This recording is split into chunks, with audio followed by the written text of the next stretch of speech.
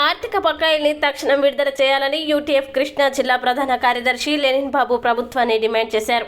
UTF పోరుబాటలో భాగంగా గురువారం మచిలీపట్నంలోని collectorate ధర్నా చౌక్ నందు ఉపాధ్యాయులు ఒకరోజు రీలే నిరాహార దీక్ష చేశారు.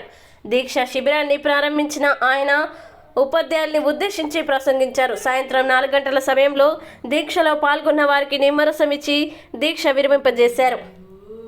లెనిన్ బాబు, జిల్లా ప్రధాన కార్యదర్శి, యూటీఎఫ్ కృష్ణా జిల్లా శాఖ.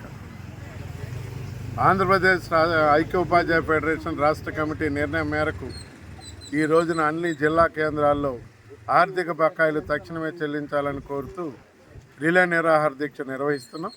మరి ఈ రాష్ట్ర ప్రభుత్వం అధికారంలోకి వచ్చిన తర్వాత దాదాపుగా 3-4 ఏళ్ల నుంచి ఉద్యోగికి 1వ తారీఖున జీతాలు రాలే పరిస్థితి.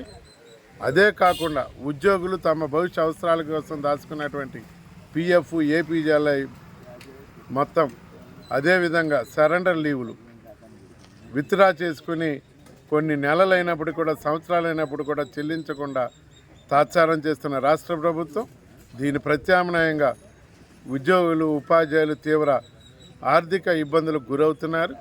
దానివల్ల వాళ్ళ ఇంటి అవసరాలకి, పిల్లల చదువులకి సకాలంలో డబ్బులు చెల్లించక మానసిక వేదనకు గురవుతున్నారు. కాబట్టి ఉద్యోగులు, ఉపాధ్యాయులు చెల్లించాల్సిన మొత్తం 18,096 కోట్ల రూపాయలు తక్షణమే చెల్లించడానికి చర్యలు తీసుకోవాలని చెప్పి ఈ సందర్భంగా ప్రభుత్వాన్ని డిమాండ్ చేస్తారు.